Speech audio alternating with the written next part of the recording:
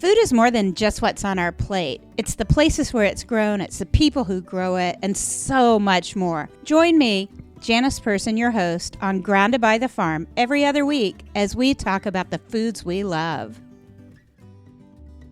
Hey everybody, this is Janice, and on this episode, we are talking about one of my family's favorite foods, and I am not lying. My family is like huge eaters of rice. So today we're going to be talking to Matthew Sligar, and I first met Matthew because he has a YouTube channel, and he did a video that I saw at Halloween. It cracked me up. So we're going to talk a little bit about that, but we're going to talk about how rice is grown, the different kinds of rice, how they grow it in his specific area, because California is a little bit different from some of the other parts of the world, and all those things. So Matthew, we're going to start. You will not believe it, but I have been to the Philippines on vacation, and I am such an ag nerd that friends had gone to Erie before, and we were able to go see Erie, which is IRRI for people that don't know it. It's not like it's a scary like Halloween place, but it's the International Rice Research Institute, and I'm sure you've seen their names and things forever. I have seen rice grown there. I went out in Japan as somebody was transplanting on like a four-wheeler. I've been to a rice museum in Malaysia, and I've eaten rice in God knows how many different Asian countries. My family is part Asian, and we love it. One of my nephew-in-laws is from the area of the Philippines that has those beautiful terraces. Wow. Where they plant rice on the side of mountains. Have you know, it's very National Geographic. Totally. I know you love travel almost as much as I do because you harvest and you get to fly in, and you've seen rice when you're overseas, right? I have, and a big part of that is because my wife is Brazilian, and so every winter after harvest, as you mentioned, we go to the south of Brazil, the second most southern state called Santa Catarina, in the city of Joinville, and it just coincidentally happens to be a rice growing region there in Brazil. And we get done with harvest here in California, we fly down there, and guess what? Southern hemisphere, they're just starting harvest down there. So I get a harvest back to back, and I love visiting friends that I've made out in the rice fields, and I take my video camera with me and record the experience, and it's really, really fun to see the difference in how rice has grown across the world. Some of the ways that you touched upon in the places that you visited. So yeah, me going to Brazil and you going to the other three corners of the world, we have it all covered. Rice is one of those foods that's so important globally. My family, we love rice. We have seen it where it's transplanted, and sometimes by hand.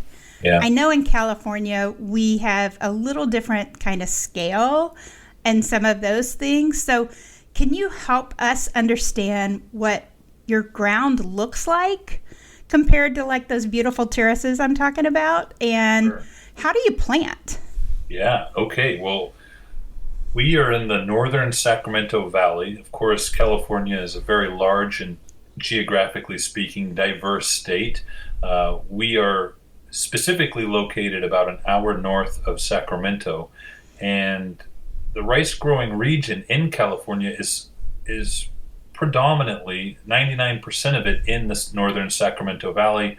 There's around 500,000 acres grown in the region, and so you have the coastal mountain range out west of us, you have the Sierra Nevada mountain range out to the east of us, and of course this northern valley creates fertile ground.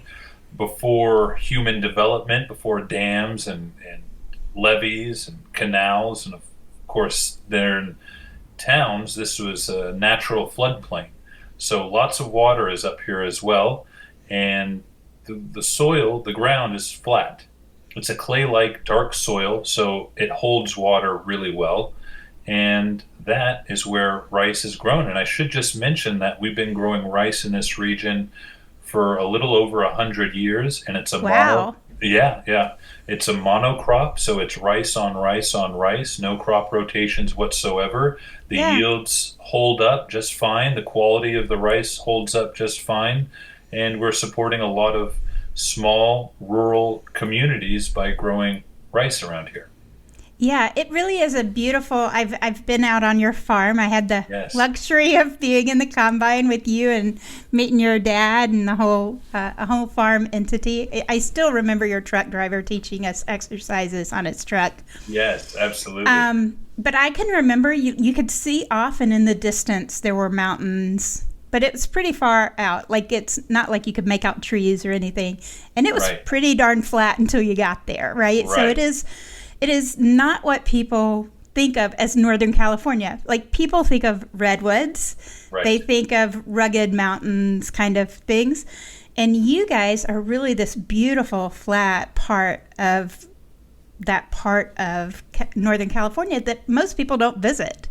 I think Totally. that the time it's been seen most by the general public was when there was a large fire not far from you. And I know you did some video around that too, but it is a largely agricultural area, and Sierra Nevada is there. Chico Yes. is Yeah. close by. She goes So, half an hour away. That's right. Yeah. Yeah. yeah. Just to give a little bit more context, as you touched upon, yes, we're about half an hour south of Sierra Nevada Brewery, a great landmark for many people, I'm sure. But also tragically, we're about 40 minutes away from Paradise, which suffered immense devastation during the Camp Fire. And also a couple years even before that, the Lake Oroville Dam spillway collapse got some national, or I shouldn't say collapse, but failure got some national attention. That Lake Oroville is half an hour away from us. We were Yeah. evacuated in the town that we live in, and that's our water source for these rice fields. So it impacted us tremendously. But yeah, that's where we're located, and unfortunately, most of the attention we get is through these natural disasters. Well, because it's not a high population center and stuff otherwise, right? So Correct. it's that kind of thing. I've been up there quite a few times. Friends of mine grow olives not too far from you. It's in Oroville. Okay. Yeah. Some friends have pumpkins up in that part of the world. So anyway, and walnuts. There's some walnuts really close Lots of by. walnuts, absolutely. So help me understand. So rice in the U.S. is grown in California, Arkansas, Louisiana, and in Texas. Right. A little bit outside of those areas. A little bit in Missouri and Mississippi, and then that rounds Yep. it out. Yeah. What makes California rice different? Well, yeah, that 500,000 acres of California rice is its own rice industry, if you will. We have, first of all, let me just back up. Those 6 states that we mentioned, that's totals around 6 million acres of rice. But those southern states that you listed, they're all predominantly growing long grain. Yeah. In California, we are growing medium grain, which is a stickier rice, some specialty short grain Japanese varieties, which is also a stickier rice, and that's what we're growing. So even though the rice industry in the United States is extremely small, we in California are separate from that industry and Right. even smaller. The California rice industry is literally 500,000 acres of rice. If the market is going really well, some of the southern boys will switch over and grow some medium grain.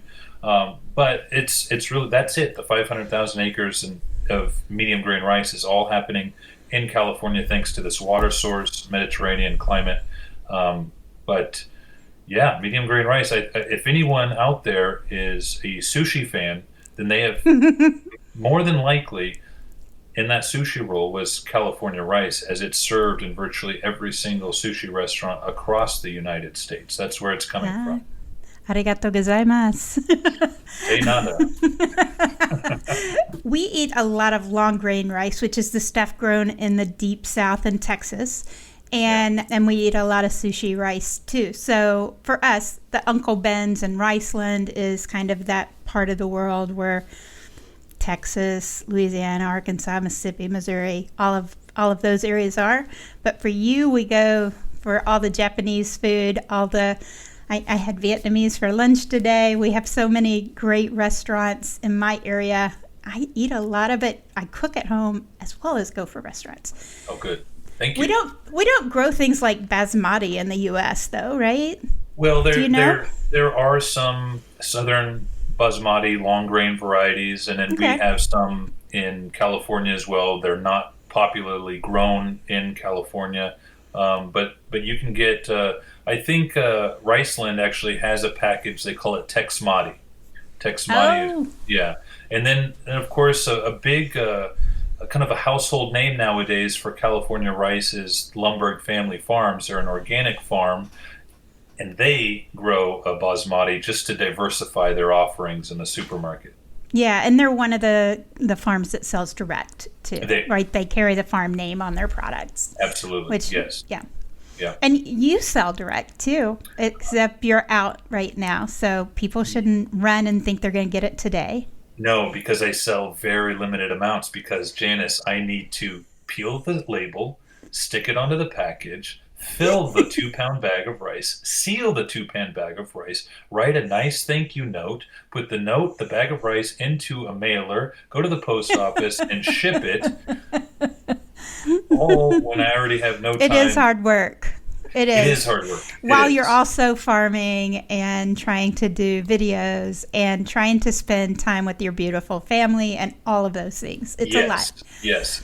So- I gotta say though, it you know, managing people's expectations is tough when doing videos. I am reaching an audience, and they watch me through my videos on Rice Farming TV, farm rice all year.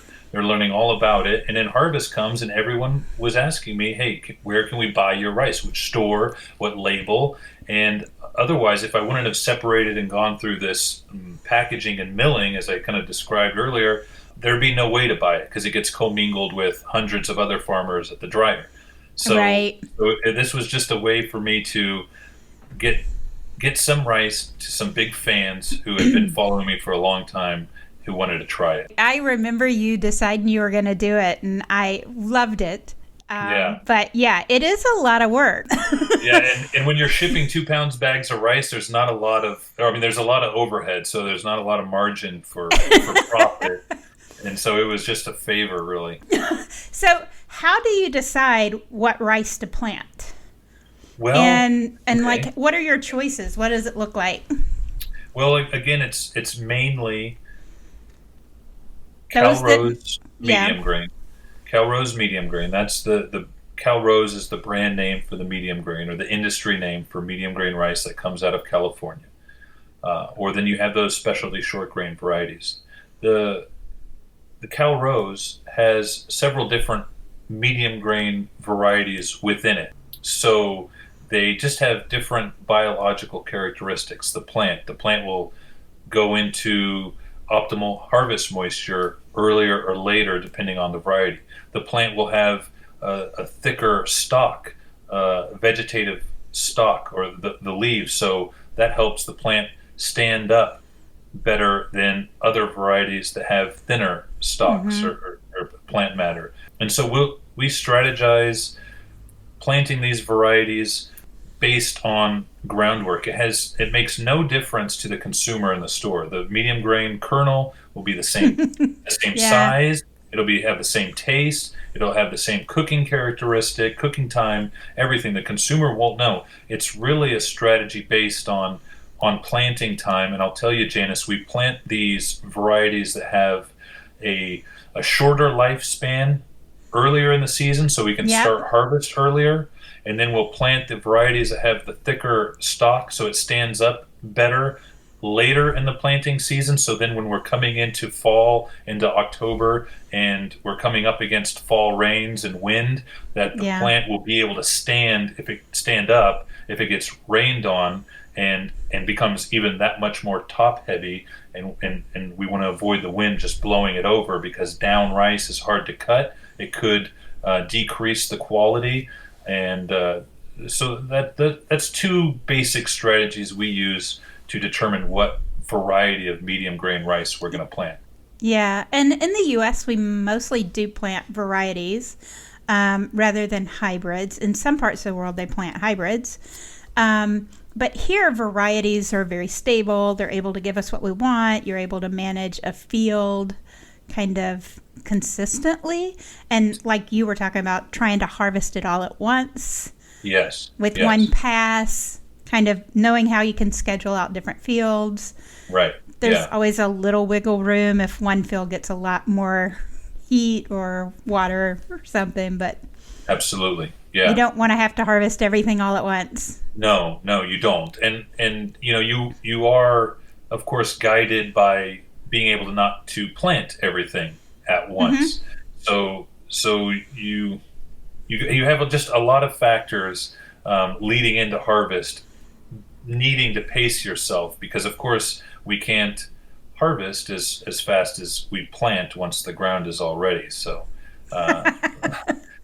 it's a slower. The tractors move slower during harvest. Yeah, and I love that you share so many videos of sort of what planting and harvest are like, and I'll make sure people can find those playlists and things, because I think it's really interesting to sort of see week after week sort of what's going on, because otherwise for most of us this idea of harvesting a crop is pretty distant. Or planting a crop, right? I mean, I planted a crop of tomatoes here at the house. Doesn't take me much time. Right. I've got a little yard. Yeah. But I bet those tomatoes are delicious. They will be. Yes, they will. I hope, please, God. And you'll please. just put those tomatoes over rice? Honey, I can cook a lot of stuff with rice and tomatoes too. No, yeah. Well, I mean, isn't that kind of like the red rice thing? You cook the tomato in with the rice cooker and the rice? Yeah, I fix red beans and rice a lot is what I fix with red beans. But there's a lot of gumbos and things that you cook with tomatoes and things, and then you have the rice to go into. So tell me the difference in white rice and brown rice. Because I will say, when you did a video on this, like people's minds were like, you could see them being blown as they watched the video. Yeah, well, that video was a fun one to do, because that question, what's the difference between white rice and brown rice, was one that I got a lot before I even started doing the videos. And what inspired me to do the videos is because, to me, I was amazed that question exists. Well, you get asked which one you want in the restaurants all the time. Yes, right. Yeah, and you see the packaging and the white rice, brown rice, and it's segregated. Different. It's different, yes. So yes, everyone asks, what do you plant, white rice or brown rice? And the answer is both, because the difference between white rice and brown rice is just how the rice kernel is milled. So the farmer has no choice in that. The farmer grows rice. It's technically referred to as rough rice once it leaves the field. It has an outer shell on it, a hull. It's a hard, fibrous hull, no nutritional value on it. It protects the rice. That rice is harvested. It's moved, the rough rice, to the mill. We're going to show pictures of all this on the blog. Okay. So in the show notes, I'll make sure people have a picture of it, because it is one of those things that, like, the rice doesn't grow on the outside of the plant. It's covered up by this tough shell. Yes. And you have to do something to get that tough shell off. Like trying to get the M&M shell off of the M&M, the colored part, off of the chocolate. Well, there you go. It's easier with rice. Yeah. And if you even continue that analogy, take the peanut M&M, if you will. The yellow peanut M&M, and the hull would be that candy shell that you first have to take off. Then you got the chocolate layer, or in case of the rice, I've never done it like this before. I explained it, so I hope this is going well. But that next layer, the chocolate, that would be your brown rice, right? Because it still has the bran on it, this nutritional bran. And then once you take that chocolate off, all the nutrition, believe it or not, is gone. You're left with the peanut, or in the case of the rice, you're left with white rice. It's the opposite for the nutrition in peanuts versus rice. Please remember that. We talked about wheat. That question of where the bran is and what the bran is and stuff, it is, farmers grow it for whatever use people want. Yeah. And then the processors, and I kind of think of the bran as being polished off. Totally. Because you can't just scrape it off or something. You have to kind of polish it. Yeah. And ultimately, then you get it. Some people like white. Some people prefer the health profile of brown. Yeah. I like them both. Brown typically has a different flavor a little bit. I agree. Totally. Yeah. I like them both. Yeah. And it really, I think, for me anyway, in our house, it depends on what you're serving the rice with, right? Because the white rice lends itself to soaking up the sauce of a gumbo, or being sticky and holding a sushi roll together. And the brown rice, if you're just going for that kind of hearty, good, nutritious meal, I mean, brown rice and salmon and some vegetables, yeah. that is a solid meal. Oh Right? yeah, that sounds really good too. Yeah. Oh yeah. Yeah, the Pacific, you guys get that good salmon. Yeah. So now I have a few questions about the food side since we're talking about brown and white rice. Yeah. My Oh. niece wants to know what's the difference between cheap rice and good rice. Because in the store, she says she frequently will see rice that, like 1 pound of one rice is really, really cheap, and 1 pound of another is more expensive. What's the difference? Is there one? Well, there might be a couple differences. The first that comes to mind is just the quality of rice, where it was grown, the variety it is. And I don't want to name names, but I would say that if you're looking for a premium quality rice, you should buy California rice. Uh, Another thing is, it may just be branding. Fancy tubs Yeah. have nice, it's just a branding thing. It really does depend. I found it depends on the store, the label. Sometimes it's not long grain, and you're comparing long grain and medium. Right. Yeah, you And can't that do that. might be a price differential Totally. because they're for different uses, right? Right. And I think a lot of people who've never shopped in Asian markets may notice a different price point on Asian rices. Yeah. And part of that is because they're medium grains versus long grain. Totally. Yeah, And, you can't. and it's not parity. No, yeah, you cannot compare long grain to medium grain. Another thing is the parboiled aspect. There's a lot of parboiled rice out there, and that is that's the type of rice that you would find in a buffet, because the rice is not. It's a long grain. It's not sticky whatsoever, so it can stay under a heat lamp for quite some time, and it won't gel together. It's easy to cook uniformly, so that's why it's good for restaurants, because you can't mess it up. But also, because of all of that, and the way that parboiled rice is processed, you do definitely lose taste and a nice texture. So you can't compare parboiled long grain to long grain. You can't compare long grain to medium grain. Yeah, it's all different, right? It's all different, yeah. So what are your favorite ways to eat rice? In a sushi roll, with a knife and fork. Sometimes I've seen you make down. sushi. Yeah. Yeah. Yeah, I think rice is cool, I mean, what can I say? I feel bad for rice. It's a small industry from the farming aspect, like we talked about. And rice, it's always underneath, It's always wrapped up. It's never in the forefront, and that's okay. I certainly It's served don't just... with a gravy. It's served with a topping. It's served as a side dish. Exactly. As a salad, whatever. Yeah. It's a staple. It's integral in a meal, but it's never on the forefront, and that's okay. I'm not condoning, or I'm not trying to insinuate that I just sit there and eat a bowl of plain rice. But if you did, and you had a couple varieties of rice at home, and you cooked them separately and did that, then you would really kind of tell for yourself why there's these different price points. And maybe it would justify why you should pay a little bit more, or consider paying a little bit more for a higher quality rice, because sometimes that quality gets hidden by the sauce. Yeah, I agree. Absolutely. Now, since you mentioned all those sauces, I was asked, do you have a favorite soy sauce? Oh my gosh. I just closed all my tabs, but for the longest time, I had this tab on Amazon. I wanted to buy, is it like tamari? Have you heard of this? It's like it's a gluten-free. I don't search out for gluten-free things. Oh, but you may have to get a link and send that to me ultimately, because my niece is having to do gluten-free right now. Yeah, I think it's called tamari. I don't know, but it's a non-soy based soy sauce, and it just has this different taste. And a non-soy based soy sauce. Do you hear what you just said? It is tamari, Tamari. Okay. Tamari and soy sauce. Anyway. Yeah. Okay. Yeah. Interesting.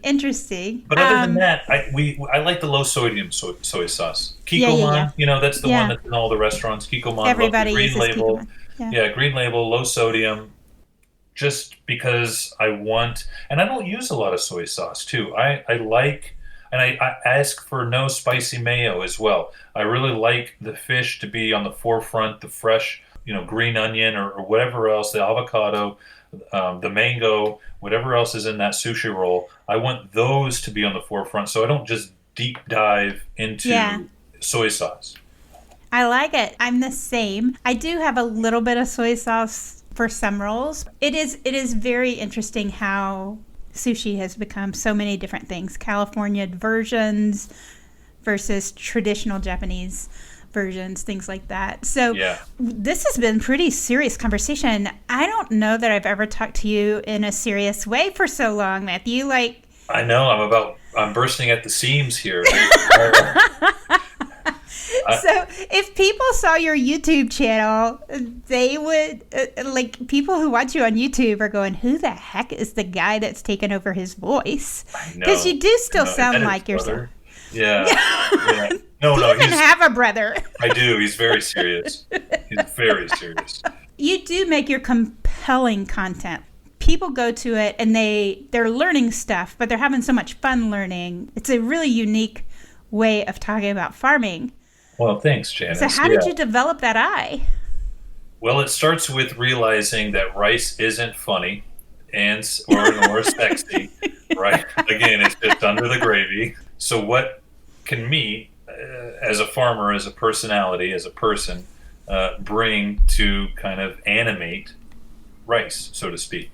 And so that's the kind of the first realization. And of course, it's just, I guess, my personality. I like humor. I like funny movies, and I like witty humor, not so much slapstick stuff. But it's just I make these videos that I would want to watch in a way that I would want to watch. The first video I found you was Halloween, right? Halloween, yes. Halloween. Yeah. I found you at Halloween one year. You found me at Halloween, yeah. And you had these lovely children in your neighborhood who knocked on your door, totally unsuspecting, and you held out a bowl of rice and told them they could take one kernel. Yeah, but they needed to cook it. Don't and jump the gun. You asked the parents to make sure it was okay to share the video and all that kind of. I remember you got it covered, but it was so funny to see these children's face when you held out this bowl of rice. Yes, and then you explained that you were a rice farmer and you would give them a choice of rice or candy. Yes. And some of the kids still chose the rice because they didn't want to hurt your feelings, I think. I think so too. They were really very sweet neighbors, but it was really very funny. And you're wearing a t-shirt. People won't see the video, but you're wearing a t-shirt from the Rice Krispies guys. Right now, yes. Yeah. Yeah, that was a gift actually from the ad agency that runs the ads for Kellogg's Rice Krispies. And you grow Rice Krispies in the field on a video. I do. Yes. Yeah. The Rice Krispie treat farmer. Yeah. It's important that people know where their food comes from. So Rice Krispies, Rice Krispie treats specifically, has got much attention. Yeah. Right. And maybe just I don't know. Maybe just to explain to your audience who is wondering what we're talking about, I did a video where I put several Rice Krispie treats on 3-foot bamboo skewers inside a rice field, and then stood in front of them as if they were growing out of the water, and explained how difficult it was to be a Rice Krispie treat farmer, some of the rewarding aspects of farming. It's fantastic. I have to give everybody the link on a routine basis because it's too funny. And I know those marshmallows were beginning to melt in that field in California because it is not cool there in late summer. You are not in the part of California that gets really cool during the day or people want a jacket. It's like blazing hot there in the summer. That's right. Yeah. We do have 4 very defined seasons. I mean, as the weather patterns are going which way and however you want to call it, they're getting a little bit more defined. Irregular. And more extreme to this is winter and now we are in summer. But for the most part, it is a nice spring. nice summer, nice fall, nice winter on a 4-season rotation. So, but right now we are in the blistering heat. Right now, Right now, it's already blistering heat. Like 100 degrees it hit today. Yeah. Wow. Yeah. It's 90 in St. Louis today, so I shouldn't like My act goodness. like it's nice and cool No, here. I empathize with you though. That's Yeah. yeah. In Yeah. the city, that's super hot. Before we go, I want to. Oh, we're going? Well, we're going to have to go eventually. So Yeah, okay. I'm going to hold this up to you. Like, Oh, I no. really did get it because I wanted to that's prove special. that I got the book. That's so special. you recently wrote a children's children's book. Yes, an illustrated children's book. That is correct. Yep. You got to tell me how you came across this because I can remember talking about the idea with you. It seems like forever ago. Yeah. And Well, you were kind of passing it around and like, hey, would this work? Sure, yes. And I love getting advice from you just because you're so connected to farmers and content creators who are farmers. So it was certainly great to get your insight, and so thank you for being a part of it in the early stages. No, that's not at all what I'm doing. It's a beautiful book. It's hardback. I'm gonna take it out to show my friends tomorrow night and see if one of the little girls will read it to us. Yeah, good. I hope so. Yeah. Well, what age is it for? Do you think? Well, it's for your young kids. The reading score says it's 4th grade reading level, so it's simple words. But it's called Daddy's Got Dirt: A California Rice Story. It's full spread illustrations, and it just goes over how rice is grown in California, believe it or not. But it's beautifully illustrated. I think you said it's fully illustrated and across spreads. The color palette is gorgeous. Yeah, it's a little psychedelic, don't you think? Well, since I have red hair, I love that there's a prominent amount of reddish, orangish kind of thing to cover your hair and beard. Totally.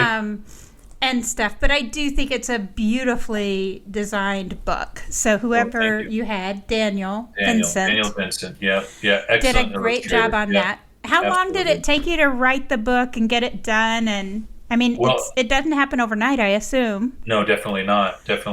And it's still kind of a work in progress as it just was printed. So thank you for being for getting it quick. But now I'm working on the marketing of it. But right now, it's been 3 years in the works, and I wrote it. I got one of those apps that a dictation app on your phone where you just talk in and it writes it. Yeah, pretty easy stuff. And I wrote it actually in harvest of 2017, dictated it as I was driving around thinking of how these 4-line stanzas could rhyme. It's a rhyming children's book. And then I sought out the right illustrator and eventually came across Daniel, and I knew that if it's going to be a book about farming rice, that the pictures, the illustrations needed to be really special. They needed to really pop, and they needed to be the selling point of the book, not my words, but rather his illustrations, because it needs to get picked up off a shelf. Right. And people, like kids, have so many things to ask about in the book. Like the pictures, they pique your curiosity, right? So even when you're like opening the gate to let water and you're explaining you're going to irrigate and stuff, like back in the background, you see the daughter spraying the dog with the hose and stuff. So it's all lots of fun stuff going on. Pickup trucks and big equipment. I have 2 little daughters, and my 4-year-old, she is, she's more interested in bunnies and ducks and geese and animals. And I would imagine that a boy would be maybe more interested in dogs and tractors. However, reading this book to my daughter, she has been able to appreciate the tractors and the dogs. So I think that would happen conversely with a little boy in that this book is interesting to look at. And that's going to spark interest not only in other aspects of farming or just other things for kids, but it might also help them reach a curiosity and understanding of where their food is coming from. And they might then ask, hey, where does my milk come from? It is very neat that you have like a picture of your wife and kids drawn into the book. Yes, we're all characters You're in all the book. there. Yeah, yeah, and that's also been something special for my daughter, my 4-year-old, not the 6-month-year-old, but she's been able to. She calls it my rice book. So that is obvious. That is in her mind. That is her, and it is. But Yeah. it's been really, really special to share that and read that book with her because I did look before writing this book, and there is not any books that I could find about how California rice is grown. So now there is. I've gotten a decent number of farm books for kids, and I maybe need to put that on the blog one day too, but I don't remember very many about rice, so Yeah. you're good on that. Why did you want to teach your daughter about rice, or why did you want to write this book for Well, your I wanted. daughters? Yeah, that's a great question. I miss her and my family during planting and harvest tremendously. We And joke in ag about being, women say they're, like planting widows, or, exactly. Yeah. they're Yeah. temporarily, separated Yeah. by Totally. harvest or something, Totally. Yeah. That's because, true. Yeah. Absolutely. And so that's one of the reasons. I mean, I wanted to explain in a way, aside from just telling her I'm going to work or I'm going to the rice fields, I'm a farmer, it's part of farming, it's just part of the job. I wanted to explain to her in a creative way that she would be interested in and that she would understand and that she could see and learn from. And so that is where the book kind of came from. It came out of that. Before the book, I would sing her a nursery rhyme that I made up about the rice fields. We're going to the rice fields, and that's the chorus. But that is the song that I would sing her to explain to her where I was going, what I'm doing, and that's then evolved into reading this book that has been printed. yeah. Well, and you think about kids, like, they can take in so much information, but it's repeatable information that really sticks with them, right? So Yes, having yes, heard something once, great. totally. Having heard it in a way that rhymes, so it helps you remember it. Yeah, Being able to read it multiple times with yeah. family, whether And, it's you or your wife, whoever is reading the book, right? Like, it all kind of comes together every time. And if you try and skip a page with your daughter, I'm sure she's like, not so Not fast. so fast. Yeah, yeah, that's right. The repetition is great. The learning is great, and the practicality of the book or books on food, I think, are essential because there are a lot of fantastic books out there, and I use the word fantastic on purpose, meaning that there's giraffes that can't dance. There's pout pout fish out Oh, yeah. there. There's all these fantastic books, but when you read a book to your child and they can look out the car door and say, "That's a rice field," or when they're sitting at the table and they say, "I know how that rice got here. Do you know that ducks and geese also like rice during the winter, or that live in the fields, or that a harvest combine cuts that?" And that's something I think special, and I don't think that happens with many of these pop culture big children's books. I mean, I don't think they're Right. making connections with, oh, the pout pout fish is a flounder and that's a flounder over there. I don't know, Yeah. maybe, but not in my experience. I think some of them are a little more educational than others. And quite frankly, a lot of times it just seems a happy story. And I Totally. like happy stories. Absolutely. Don't get me wrong. But I want a certain amount of curiosity tapped as well. Sure. Like, because I love kids that ask questions and that want to know. And I love it when they ask me questions I don't know the answers to, because it's like, okay, well, how are we going to find the answer to that? Right. Yes. Yeah, like, let's discover, let's figure this out. And you've Absolutely. given a chance for that in this book, is what I Yeah. think you've opened up, as a chance for children to discover. And if they wanted to, they could pair it with some of your videos and watch some of the videos and see how a combine works and Totally. some of those kind of things, which would Yeah, be I would cool. hope Kids so. love to watch YouTube, right? Like, They do. Yeah. And we have to feed our kids' minds as much as possible. And if you're doing that, then you have to be purchasing or giving them access to a diversity of learning materials, different types of children's books. I Videos love it. are a learning material as well, as long as they're the right ones. And it's all essential, and it needs to be diverse, so they're well rounded. So you're helping feed kids' minds and their bellies. Perfect. That's right. Yeah. I guess every book should come with a little bag of rice, huh? We could do like a signing party in Sacramento or something and do Yeah. that, or That would be fun. really would be kind of neat. Well, that was what I wanted to talk to you. We actually got through my whole list of different questions I had. I'm going to put up some more information about the book on the website. And like I said, show notes will have links to some of the videos you've done. People can get a rice farming cap or magnets, things like that if they want. Yeah. I have a lot of farmers that are giving me really good rice recipes, so I'll have to look and find your sushi demo because I remember that one really well. And I'll put that in the recipe post that comes with some of the other farmers.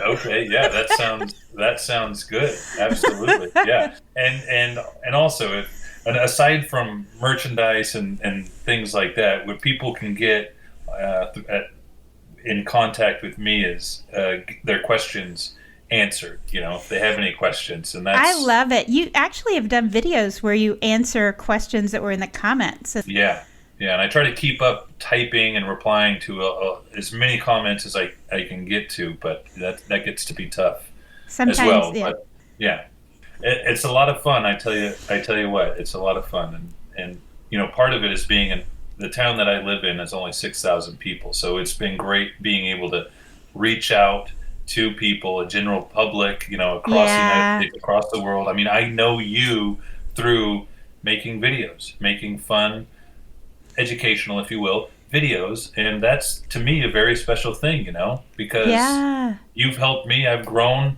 from being in contact with you, and it's been fun watching what you do, and it wouldn't happen if I was just farming and going home.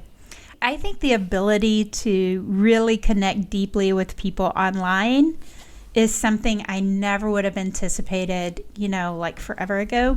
But I got on Twitter. It's been over a decade. And meeting people through that online venue where you find people that share your passions is really amazing. And I think so many more people want to know where their food comes from, but people don't always know how to start discovering those things, right? So each one of us has our own little things, sharing our little part. And when we can introduce them to other people and say, hey, here's something else you may want to see. Everyone eats, right? Everyone eats. So why wouldn't everyone be interested where their food comes from? It's just... Right. It just, I guess it's a convenience thing too. There's a lot of content out there. And so there is. It's hard to discover all the good stuff. Like you go to people you trust and you kind of go off on some of those forks that you discover that way sometimes. So let me ask you a question. What's a way that you try to get people to discover your blog and your podcast? What's a way that you try to reach out of your agriculture bubble, if you will, because it seems like sometimes we're just talking to other farmers. No, it seems like that so often. A few ways. So one is, I had a job where I was doing a lot of blogger outreach, and I met a lot of food bloggers and things like that. So I've been really lucky to be able to do that. But right now, I hired an intern whose job it is to get us a little more out on social media with Instagram, and we have been looking at the different food list of hashtags and things like that to see how much more discoverable we can make our stuff.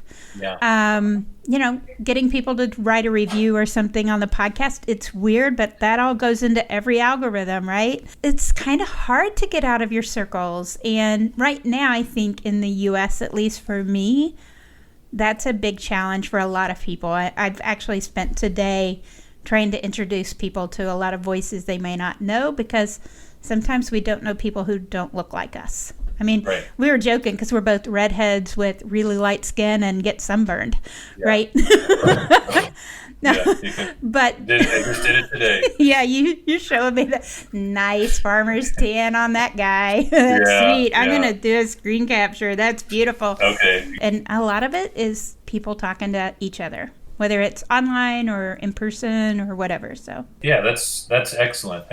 Just reaching out to non-farmers to help share your things or hashtags that foodies would be using that aren't farmers, and reaching out of that. Yeah, That's great. And I should say, because in terms of my videos, we've been talking in terms of duality, these funny, goofy ones about handing out rice to kids on Halloween, or believing that I'm a Rice Krispie treat farmer. But those have been kind of my strategies of creating or engineering a quote unquote viral video that's not about how rice is grown, but that is shareable, that's funny, that's shareable, that would then hopefully lead people down.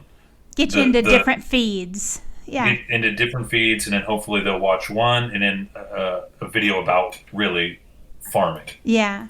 And we have a search engine strategy and things like that we're trying to work on Google to get a little more discoverability on Grounded by the Farm for different kinds of farms. Yeah. I think people are really interested in farms, and they're really interested in seeing how food is grown, but the only way most people know to discover them is to go to a local farmer's market. Yeah. And not in very many local farmers markets do you have a rice farmer. Yeah. I mean, it's just not the kind of product that you sell direct to consumer, right? Totally. Yeah. No one's going to the farmer's market looking for a cup of rice that was just harvested. I don't think so. No. I don't think so. If you could do quinoa, maybe. Yeah, maybe. Yeah. All right. Well, we're going to sign off because I know it's dinner time. Eventually, she's going to be hungry. But it's so good to visit with you. Thanks for being on the show. I'm going to share a lot more on the website so folks can make sure they find you. It's Rice Farming TV on YouTube and Rice Farming TV on almost every social media channel, and ricefarmingtv.com. That's correct. That's all. And we're groundedbythefarm.com. Yeah, Grounded by the Farm. Thanks for having me on. Thanks you, a lot. Bye. Yeah. Bye-bye. Really appreciate Matthew not only taking time for the episode, but also for helping me kind of wrap it up naturally as we talked. You can find him on Rice Farming TV. That's on YouTube, his .com, on social media. And we're Grounded by the Farm. Same thing, .com, on YouTube, all the social media.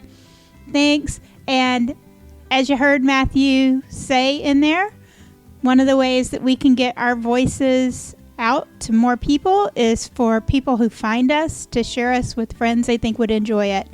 Would really appreciate that. Thanks, and we'll be back in a couple of weeks talking about another favorite food and what's going on with farmers.